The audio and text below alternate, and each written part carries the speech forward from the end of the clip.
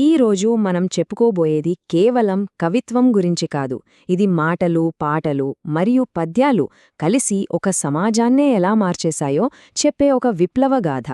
మరి ఈ విశ్లేషణలో ఆ విప్లవం ఎలా జరిగిందో చూసేద్దాం. ఒక ప్రశ్నతో మొదలుపెడదాం. అసలు ఒక కవిత లేదా ఒక పద్యం ఒక సమాజాన్ని మార్చేగలదా?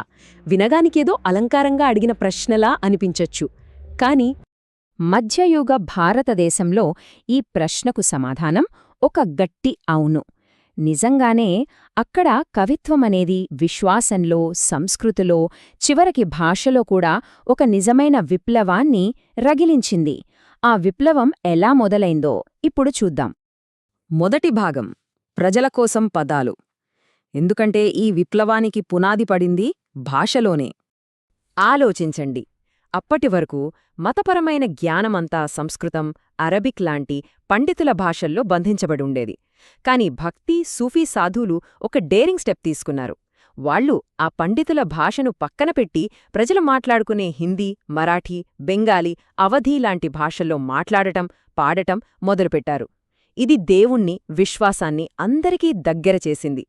సరే, ఇప్పుడు ఈ సాహిత్య ఉద్యమంలోని మొదటి పిల్లర్ గురించి మాట్లాడుకుందాం. సూఫీ కవులు. వాళ్ల కవిత్వానికి గుండెలాంటిది దైవిక ప్రేమ. అసలు ఈ సూఫీ సాహిత్యం అంటే ఏంటి? సింపుల్గా చెప్పాలంటే దేవుడిమీద ఉన్న అనంతమైన ప్రేమను మనకు తెలిసిన ప్రేమ కథల రూపుల్లో చెప్పడమనమాట. ఇది ఆత్మకు, పరమాత్మకు మధ్య ఉన్న బంధాన్ని వర్ణిస్తుంది. సూఫీ జ్ఞానం కేవలం కవిత్వానికే పరిమితం కాలేదు, దాన్ని రకరకాలుగా రికార్డ్ చేశారు.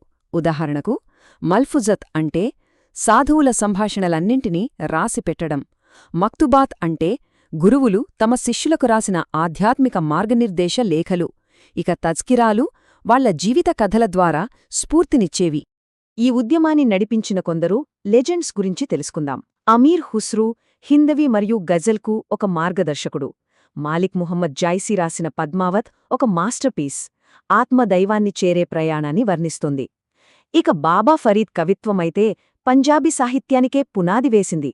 సూఫీ కవిత్వం ఒకవైపు ఉంటే, మరోవైపు ఇంకో పెద్ద కెరటంలాంటి ఉద్యమం భారతదేశం మొత్తాన్ని చుట్టుముట్టింది.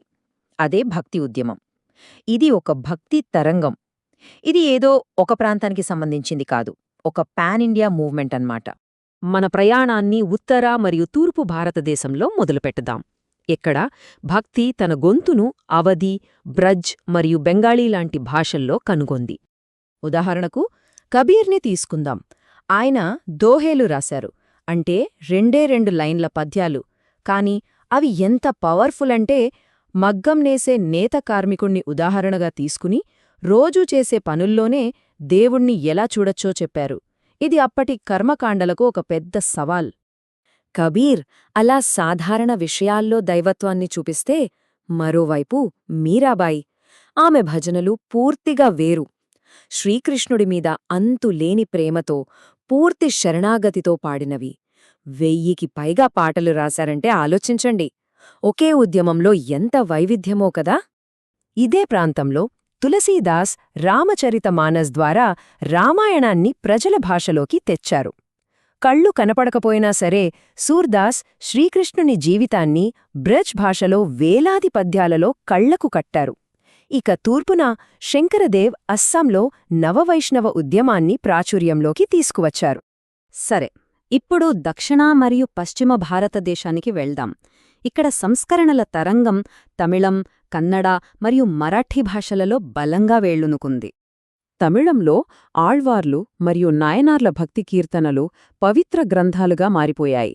కన్నడలో బసవన్న నాయకత్వంలోని వచన ఉద్యమం డైరెక్ట్గా సామాజిక సంస్కరణను కోరింది. ఇక మరాఠీలో తుకారాం మరియు నామ్దేవ్ వంటి సాధువులు విఠలుడిపై అభంగాలు అనే మధురమైన భక్తి కవిత్వాన్ని రచించారు. అయితే ఈ సూఫీ భక్తి ఉద్యమాలు వేర్వేరు దారుల్లో వెళ్లాయా? లేదు, అవి ఒకచోట కలిశాయి, ఒక అద్భుతమైన సంగమాన్ని సృష్టించాయి. అదే మన చివరి భాగం, ఒక ఉమ్మడి పవిత్ర గ్రంథం. ఈ ఉమ్మడి వారసత్వం యొక్క శిఖరం సిక్కుల పవిత్ర గ్రంథమైన గురు గ్రంథ్ సాహిబ్లో మనకు స్పష్టంగా కనిపిస్తుంది. ఇది ఆ యుగం యొక్క సమ్మిళిత సంస్కృతికి ఒక పర్ఫెక్ట్ ఉదాహరణ. 1604లో గురు అర్జున్ దేవ్ సంకలనం చేసిన ఈ గ్రంథం సంత్ భాషలో రాయబడింది. అంటే పంజాబీ, హిందీ, బ్రజ్, పర్షియన్ అన్నీ కలిపిన ఒక భాష. కాని అన్నింటికన్నా అద్భుతమైన విషయమేంటంటే ఇది ఎంత కలుపుగోలుగా ఉంటుందంటే ఇందులో సిక్కేతర సాధువుల పద్యాలను కూడా చాలా గౌరవంగా చేర్చారు. ఎంతమంది అనుకుంటున్నారు?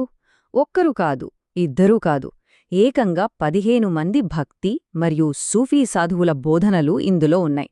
అంటే ఆలోచించండి, కబీర్, సూఫీ సాధువు బాబా ఫరీద్ మరియు నామ్దేవ్, ఇలా ఎందరో మాటలు ఒకే చోట. ఇది ఆ గ్రంథం యొక్క సమ్మిళిత స్ఫూర్తికి గొప్ప నిదర్శనం కదా. సో ఫైనల్గా ఈ ఉద్యమాల వారసత్వమేంటే?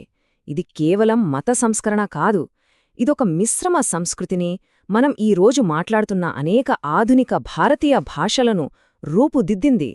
అన్నింటికి మించి ఇది సామాన్య ప్రజల గొంతుకకు ఒక శక్తినిచ్చింది. చివరగా ఒక ప్రశ్నతో ముగిద్దాం.